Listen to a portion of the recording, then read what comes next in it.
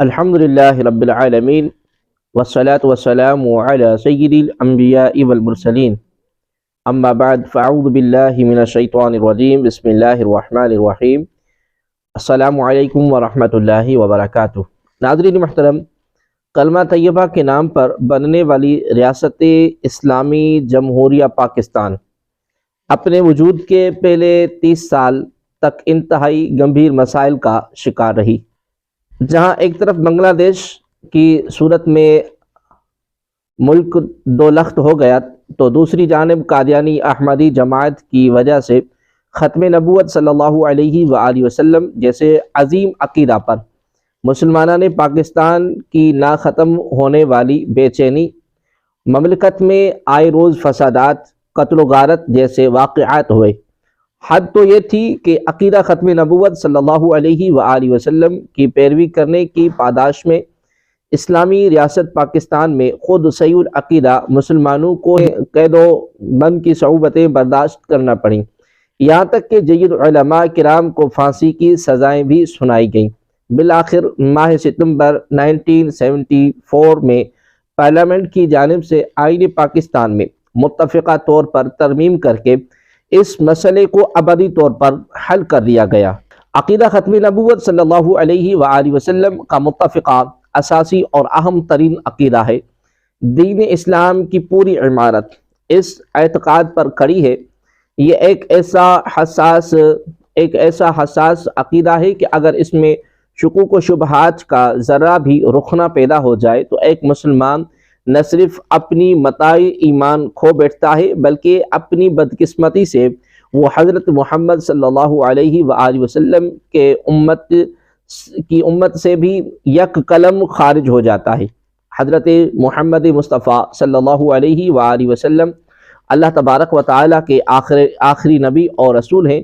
آپ کریم صلی اللہ علیہ وآلہ وسلم کے بعد کسی قسم کا کوئی تشریعی، غیر تشریعی، ذلی، بروزی یا نیا نبی نہیں آئے گا۔ آپ کریم صلی اللہ علیہ وآلہ وسلم کے بعد جو شخص بھی نبوت کا دعویٰ کرے وہ کافر، مرتد، زندیق اور واجب القتل ہے۔ قرآن مجید کی 100 سے زائد آیات مبارکہ اور نبی کریم صلی اللہ علیہ وآلہ وسلم کی تقریباً 210 احادیث مبارکہ اس بات پر دلالت کرتی ہیں کہ حضور خاتم النبیین صلی اللہ علیہ وآلہ وسلم اللہ تبارک و تعالیٰ کے آخری نبی اور رسول ہیں۔ اس بات پر ایمان عقیدہ ختم نبوت کہلاتا ہے۔ سوال پیدا ہوتا ہے کہ قرآن و سنت کی موجودگی میں کسی نبی کی کیا ضرورت رہ جاتی ہے؟ یہ رشد و ہدایت کے دو سرچشمے ہیں جو قیامت تک عالم اسلام کو سیراب کرنے کے لیے کافی ہیں۔ ان کے ہوتے ہوئے کسی مدعی نبوت کا آنا گمراہی ہے۔ پاکستان میں عقیدہ ختم نبوت صلی اللہ علیہ وآلہ وسلم اور تحریک ختم نبوت صلی اللہ علیہ وآلہ وسلم پر بہت کچھ لکھا گیا، بہت کچھ سنا گیا۔ فقیر نے بھی اپنی بساط کے مطابق اس پر آج گفتگو کرنا چاہیے۔ الحمدللہ رب العالمین، فقیر اپنے اس مضمون میں، اس ٹاپک میں، اس بیان میں ریاست پاکستان کے آئین اور قوانین اور قانون کی روشنی میں ختم نبوت صلی اللہ علیہ وسلم پر چند معروضات پیش کرنے کی سعادت حاصل کر رہا ہے۔ پاکستان کے تمام مسلمانوں کے لیے آئین اور قانون میں درج ان معلومات بارے آگاہی بہت ضروری ہے۔ آئین پاکستان کے آرٹیکل 1 کے مطابق مملکت پاکستان ایک جمہوریہ ہوگی جس کا نام اسلامی جمہوریہ پاکستان ہوگا۔ آئین پاکستان کی آرٹیکل نمبر 2 کے مطابق اسلام پاکستان کا ریاستی مذہب ہوگا۔ آئین پاکستان کے آرٹیکل 2A کے مطابق قرارداد مقاصد 1949 کو آئین پاکستان کا پیرابلم یعنی تمہید بنا دیا گیا۔ آئین پاکستان کے آرٹیکل 260A کے مطابق پاکستان کی تعریف ان الفاظ میں کی گئی کہ مسلمان سے مراد وہ شخص ہے جو اللہ تبارک و تعالیٰ کی وحدت و توحید، قادر مطلق اللہ تبارک و تعالیٰ اور خاتم النبیین حضرت محمد مصطفیٰ صلی اللہ علیہ وآلہ وسلم کی ختم نبوت پر مکمل اور غیر مشروط طور پر ایمان رکھتا ہو، اور ایک نبی یا مذہبی مصلح کی طور پر کسی ایسے شخص پر ایمان نہ رکھتا ہو اور نہ اسے مانتا ہو جس نے حضرت محمد مصطفیٰ صلی اللہ علیہ وسلم کے بعد اس لفظ کے کسی بھی مفہوم یا کسی بھی تشریح کے لحاظ سے پیغمبر ہونے کا دعویٰ کیا ہو یا جو دعویٰ کرے۔ آئین پاکستان کے آرٹیکل 260B کے مطابق غیر مسلم کی تعریف ان الفاظ میں کی گئی کہ غیر مسلم ایسا شخص مراد ہے جو مسلمان نہ اور اس میں عیسائی، ہندو، سکھ، بدھ یا پارسی فرقے سے تعلق رکھنے والا شخص، قادیانی گروپ یا لاہوری گروپ جو خود کو احمدی یا کسی اور نام سے موسوم کرتے ہیں، کوئی شخص یا کوئی بھائی اور کسی درج فہرست ذاتوں سے تعلق رکھنے والا کوئی شخص شامل ہے۔ آئین پاکستان میں ختم نبوت صلی اللہ علیہ وسلم اور مسلمان کی واضح تعریف کے بعد کسی بھی قسم کے غیر آئینی اقدام کی روک تھام کے لیے مجموعہ تعزیرات پاکستان یعنی پاکستان پینل کوڈ کے سیکشن 298 میں 1984 میں ایک آرڈیننس کے تحت ترمیم کی گئی۔ پاکستان پینل کوڈ کے سیکشن 298B کے مطابق قادیانی گروپ یا لاہوری گروپ کا کوئی بھی فرد جو اپنے آپ کو احمدی کہتے ہیں یا کسی دوسرے نام سے جو الفاظ کے ذریعے یا تو بولے یا لکھے یا ظاہری نمائندگی کے ذریعے درج ذیل افعال کرے، یعنی کہ نمبر 1 الف حضرت محمد صلی اللہ علیہ وسلم کے خلیفے یا صحابی کے علاوہ کسی بھی شخص کو امیر المؤمنین، خلیفۃ المؤمنین، خلیفۃ المسلمین، صحابی یا رضی اللہ تعالی عنہ کے طور پر منسوب یا مخاطب کرے، بے حضرت محمد صلی اللہ علیہ وسلم کی کسی زوجہ محترمہ کے علاوہ کسی ذات کو ام المؤمنین کے طور پر منسوب یا مخاطب کرے، حضرت محمد مصطفیٰ صلی اللہ علیہ وسلم کے خاندان اہل بیت کے کسی فرد کے علاوہ کسی بھی فرد کو اہل بیت کی طور پر منسوب یا مخاطب کرے، اپنی عبادت گاہ کو مسجد کے طور پر منسوب کرے یا موسوم کرے یا پکارے۔ ان بالا جرائم کی صورت میں اس شخص کو قید کی سزا دی جائے گی جو کہ 3 سال تک ہو سکتی ہے اور جرمانے کے قابل بھی ہوگا۔ پاکستان پینل کوڈ کے سیکشن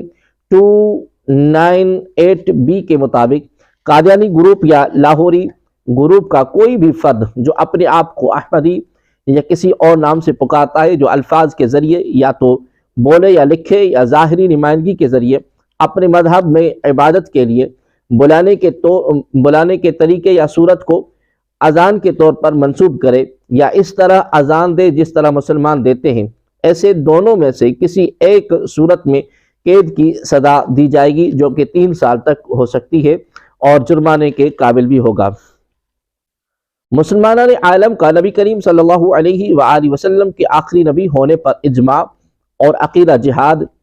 1857 کی جنگ آزادی کے بعد اسلام دشمن طاقتوں بالخصوص انگریزوں کے لیے سوہان روح بنا ہوا تھا اور ہے، ان کی شدید خواہش تھی اور ہے کہ کسی طرح کوئی ایسا اہتمام ہو جائے کہ مسلمانوں کے دل سے نبی کریم صلی اللہ علیہ وآلہ وسلم کی محبت و عقیدت اور جہاد کی روح دونوں ختم ہو جائے۔ اب چونکہ ایک نبی کے حکم میں ترمیم اور تنسیخ دوسرے نبی کے ذریعے ہی سے ہوتی ہے، چنانچہ حکومت برطانیہ کی سرپرستی اور لالچ پر سیالکوٹ کے ضلع کچہری کے ایک منشی مرزا غلام احمد قادیانی مردود نے اپنے نبی اور رسول ہونے کا دعویٰ کیا۔ وہ گوردا سپور بھارت کی تحصیل بٹالہ کی ایک پسماندہ گاؤں قادیان کا رہنے والا تھا۔ آن جہانی مرزا غلام احمد قادیانی نے پہلے خود کو عیسائیت اور ہندو مخالف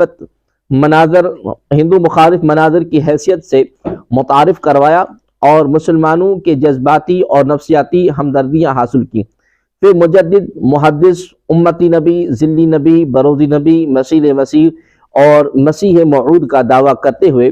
انجام کار، باقاعدہ امر و نہی کے حامل، ایک صاحب شریعت نبی ہونے کی ادعا تک جا پہنچا، یعنی باقاعدہ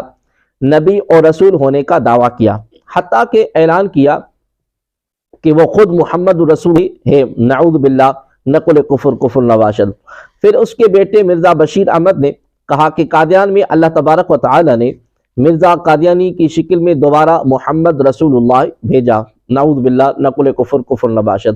مزید کہا کہ مرزا قادیانی خود محمد رسول اللہ، نعوذ باللہ، جو اشاعت اسلام کے لیے دوبارہ دنیا میں آیا، اس لیے ہمیں کسی نئے کلمے کی ضرورت نہیں، کیونکہ اب کلمہ طیبہ میں محمد رسول اللہ سے مراد مرزا قادیانی ہے۔ غلام قادیانی آنجہانی مرزا قادیانی کو محمد رسول اللہ، اس کی بیوی کو ام المؤمنین، اس کی بیٹی کو سیدۃ النساء، اس کے خاندان کو اہل بیت، اس کے خاص مریدوں کو صحابہ، اس کے نام نہاد وحی اور الہامات کو قرآن مجید، اس کی گفتگو کو احادیث، اس کے شہر قادیان کو مکہ، ربوہ کو مدینہ اور اس کے قبرستان کو جنت المکی قرار دیتے ہیں۔ بلا شبہ یہ سب باتیں ایک ادنا سے ادنا بلکہ فاسق و فاجر مسلمان کے لیے بھی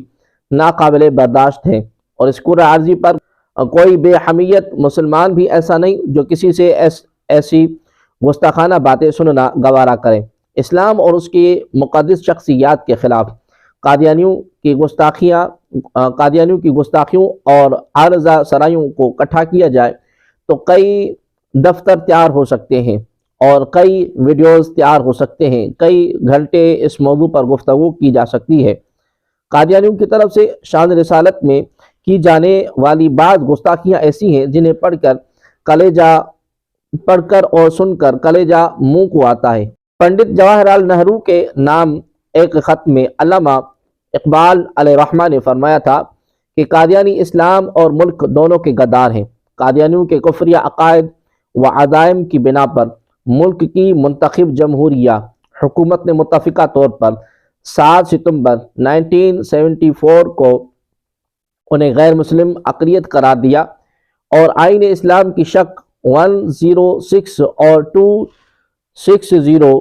میں اس کا اندراج کر دیا۔ جمہوری نظام حکومت میں کوئی بھی اہم فیصلہ ہمیشہ اکثریتی رائے کی بنیاد پر کیا جاتا ہے، لیکن یہ دنیا کی تاریخ کا واحد واقعہ ہے کہ حکومت نے فیصلہ کرنے سے پہلے قادیانی جماعت کے سربراہ مرزا ناصر کو پارلیمنٹ کے سامنے اپنا نقطہ نظر پیش کرنے کے لیے بلایا۔ اسمبلی میں اس کے بیان کے بعد حکومت کی طرف سے اٹارنی جنرل جناب یحییٰ بختیار نے قادیانی عقائد کے حوالے سے اس پر جرح کی، جس کے جواب میں مرزا ناصر نے نہ صرف مذکورہ بالا تمام عقائد اور نظریات کا برملا اعتراف کیا بلکہ باطل تعویلات کے ذریعے ان کا دفاع بھی کیا۔ لیکن افسوس کی بات یہ ہے کہ قادیانی پارلیمنٹ کی اس متفقہ فیصلے کو تسلیم کرنے سے یکسر انکاری ہیں۔ وہ کہتے ہیں کہ دنیا کی کوئی حکومت، پارلیمنٹ یا کوئی اور ادارہ انہیں ان کے عقائد کی بنا پر غیر مسلم قرار نہیں دے سکتا، بلکہ الٹا وہ مسلمانوں کو کافر اور خود کو مسلمان کہتے ہیں اور آئین میں دی گئی اپنی حیثیت تسلیم نہیں کرتے۔ قادیانی پوری دنیا میں شور مچاتے ہیں کہ پاکستان میں ہم پر ظلم ہو رہا ہے، ہمارے حقوق غصب کیے جا رہے ہیں، ہمیں آزادی اظہار نہیں ہے۔ وہ کبھی اقوام متحدہ سے اپیل کرتے ہیں، کبھی یہودیوں اور عیسائیوں سے دباؤ ڈلواتے ہیں، حالانکہ ہم بڑی سادہ سی اور جائز بات کہتے ہیں کہ تم مرزا قادیانی کو محمد رسول اللہ نہ کہو، کلمہ طیبہ مسلمانوں کا ہے، تم اس پر قبضہ نہ کرو، یعنی شراب پر زمزم کا لیبل نہ لگاؤ۔ لیکن قادیانی اس سے باز نہیں آتے بلکہ الٹا اسلام کے نام پر اپنے خود ساختہ عقائد و نظریات کی تبلیغ و تشریح کرتے ہیں۔ قادیانیوں کو شعائر اسلام کے استعمال اور اس کی توہین سے روکنے کے لیے 26 اپریل 1984 کو حکومت پاکستان نے امتناعی قادیانیت آرڈیننس جاری کیا،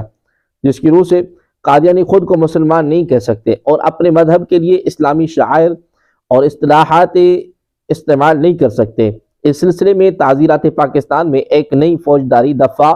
298C کا اضافہ کیا گیا۔ ملاحظہ فرمائیں کہ تعزیرات پاکستان کی دفعہ 298C قادیانی گروپ یا لاہوری گروپ جو خود کو احمدی یا کسی دوسرے نام سے موسوم کرتے ہیں، یا کوئی شخص جو بلا واسطہ یا بالواسطہ خود کو مسلمان ظاہر کرے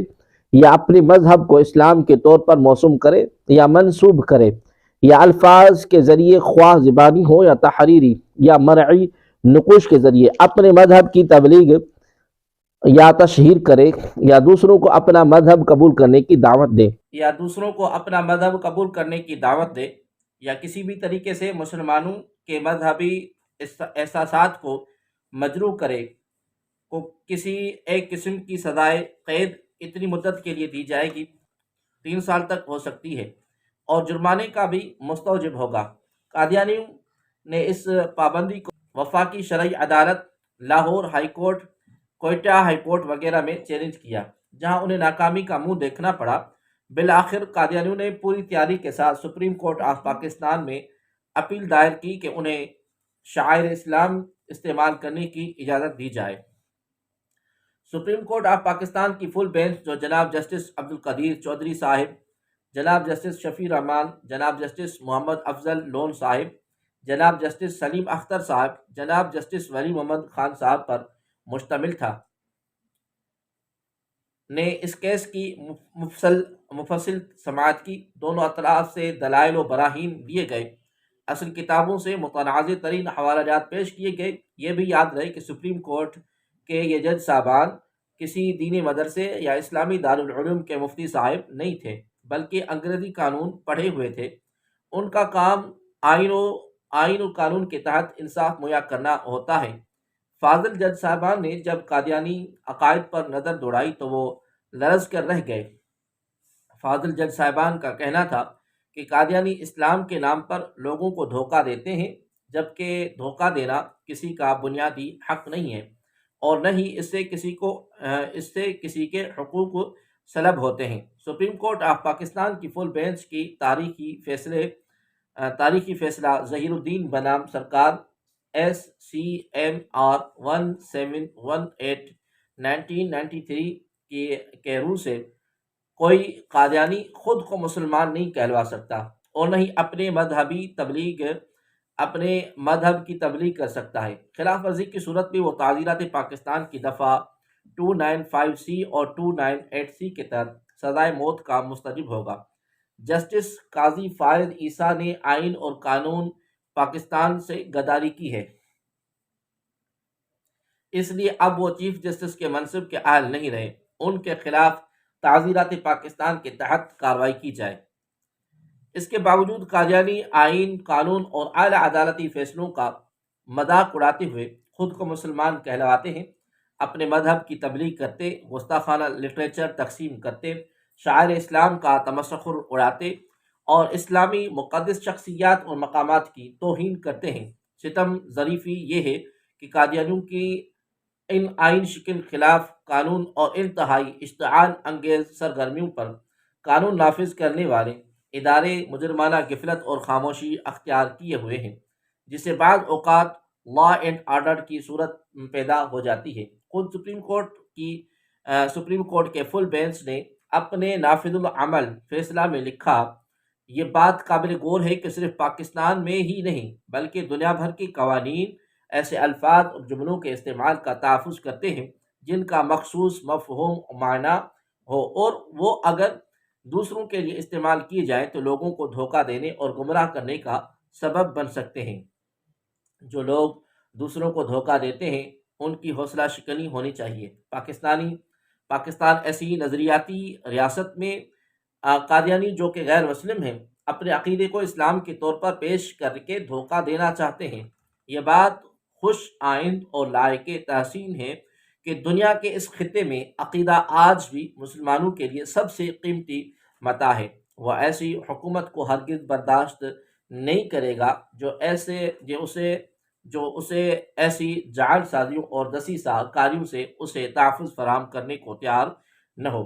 قادیانی اصرار کرتے ہیں کہ انہیں نہ صرف اپنے مذہب کو اسلام کے طور پر پیش کرنے کا لائسنس دیا جائے بلکہ وہ یہ بھی چاہتے ہیں کہ اسلام کی انتہائی محترم و مقدس شخصیات کے ساتھ استعمال ہونے والے القابات اور خطابات وغیرہ کو ان گستاخ غیر مسلموں یعنی مرزا قادیانیوں اور اس کے خلیفوں کے نام کے ساتھ چسپاں کیا جائے، جو مسلم شخصیات کی جوتی کی نوک کے برابر بھی نہیں ہے۔ حقیقتاً مسلمان اس اقدامات کو اپنی عظیم شہستیوں کے بے حرمتی اور توہین و تنقید پر محمول کرتے ہیں۔ پس قادیانیوں کے پس قادیانیوں کی طرف سے ممنوعہ القابات اور شعائر اسلامی کے استعمال پر اصرار اس بارے میں کوئی شک و شبہ باقی نہیں دیتا کہ وہ قصداً ایسا کرنا چاہتے ہیں، جو نہ صرف ان مقدس ہستیوں کی بے حرمتی کرنے بلکہ دوسروں کو دھوکہ دینے کے مترادف بھی ہے۔ اگر کوئی مذہبی گروہ یعنی قادیانیت دھوکہ دہی اور فریب کاری کو اپنا بنیادی حق سمجھ کر اس پر اصرار کرے اور اس سلسلے میں عدالتوں سے مدد کا طلبگار ہو تو کا خدا ہی حافظ ہے اس کا خدا ہی حافظ ہے۔ اگر قادیانی دوسروں کو دھوکہ دینے کا ارادہ نہیں رکھتے تو اپنے مذہب کے لیے نئے القابات وغیرہ کیوں وضع نہیں کرتے؟ کیا انہیں اس بات کا احساس نہیں کہ دوسرے مذاہب کے شعائر، مخصوص نشانات، علامات اور اعمال پر انحصار کر کے وہ خود اپنے مذہب کی ریاکاری کا پردہ چاک کریں گے؟ اس صورت میں اس کے معنی یہ بھی ہو سکتے ہیں کہ ان کا نیا مذہب اپنی طاقت، میرٹ اور صلاحیت کے بل پر ترقی نہیں کر سکتا یا فروغ نہیں پا سکتا، بلکہ اسے جعل سازی اور فریب پر انحصار کرنا پڑ رہا ہے۔ آخرکار دنیا میں اور بھی بہت سے مذاہب ہیں، انہوں نے مسلمانوں یا دوسرے لوگوں کے القابات وغیرہ پر کبھی غاصبانہ قبضہ نہیں کیا، بلکہ وہ اپنے عقائد کی پیروی اور اس کی تبلیغ بڑے فخر سے کرتے ہیں۔ ہر مسلمان کے لیے جس کا ایمان پختہ ہو لازم ہے کہ نبی کریم صلی اللہ علیہ وآلہ وسلم کے ساتھ اپنے بچوں، خاندان، والدین اور دنیا کی ہر محبوب ترین شے سے بڑھ کر پیار کرے۔ کیا ایسی صورت میں کوئی کسی مسلمان کو مورد الزام ٹھہرا سکتا ہے؟ اگر وہ ایسا دل آزار مواد جیسا کہ مرزا قادیانی مردود نے تخلیق کیا ہے، سننے، پڑھنے یا دیکھنے کے بعد اپنے آپ پر قابو نہ رکھ سکے، ہمیں اس پس منظر میں قادیانیوں کے 100 سالہ جشن کی تقریبات کے موقع پر قادیانیوں کے اعلانیہ رویے کا تصور کرنا چاہیے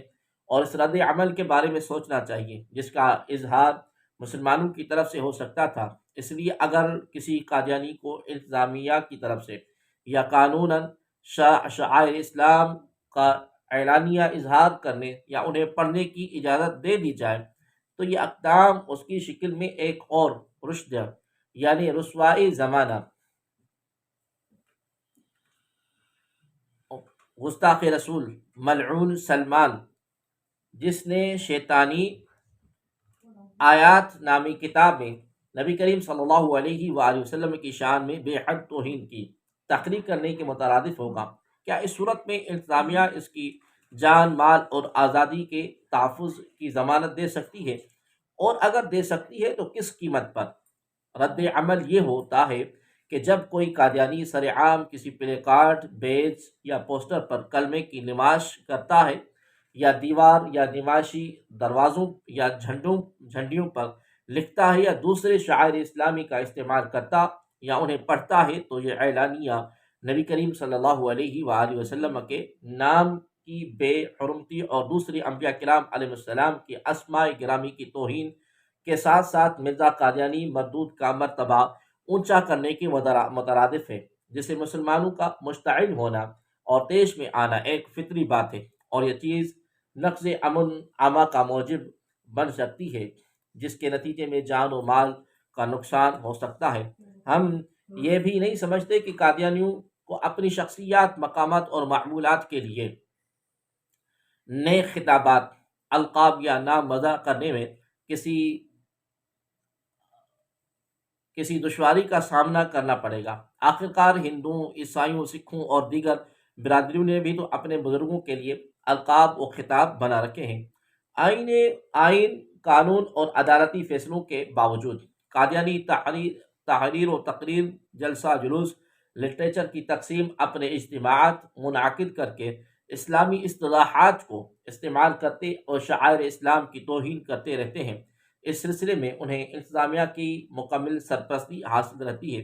بہت کم افسران ایسے ہیں جو تعزیرات پاکستان میں موجود قادیانیوں کے خلاف اسلام سرگرمیوں پر پابندی کے دفعہ 298C اور اس کی عدالتی تاریخ سے واقف ہوں۔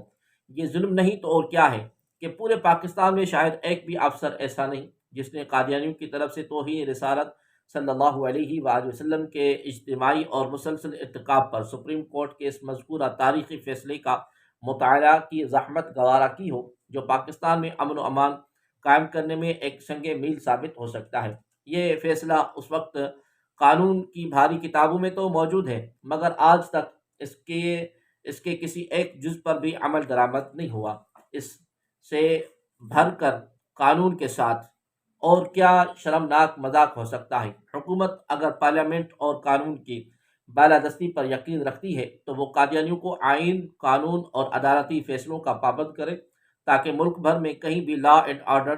کی صورتحال پیدا نہ ہو۔ پاکستان پینل کوڈ کے سیکشن 298C کے مطابق قادیانی گروہ یا لاہوری گروہ کا کوئی فرد جو اپنے آپ کو احمدی یا کسی اور نام سے پکارتا، جو بالواسطہ یا بلا واسطہ خود کو ظاہر کرتا ہے، ایک مسلمان کی حیثیت سے نہیں، یا اپنے عقیدے کو اسلام کہتا ہے، یا اپنے عقیدے کی تبلیغ کرتا ہے، یا اس کی تبلیغ کرتا ہے، یا دوسروں کو اپنے عقیدے کو قبول کرنے کی دعوت دیتا ہے، الفاظ کے ذریعے یا تو بولے یا تحریری یا ظاہری نمائندگی کے ذریعے یا کسی بھی طریقے سے مسلمانوں کے مذہبی جذبات کو مجروح کرنے کی صورت میں قید کی سزا دی جائے گی، جس کی مدت 3 سال تک ہو سکتی ہے اور جرمانہ بھی ہو سکتا ہے۔ اللہ کریم ہم سب کو پکا سچا مسلمان بنائے اور زندگی کی آخری سانس تک عقیدہ ختم نبوت صلی اللہ علیہ وآلہ وسلم پر قائم دائم اور اس عقیدے کی حفاظت کرنے کی توفیق عطا فرمائے۔ آمین ثم آمین۔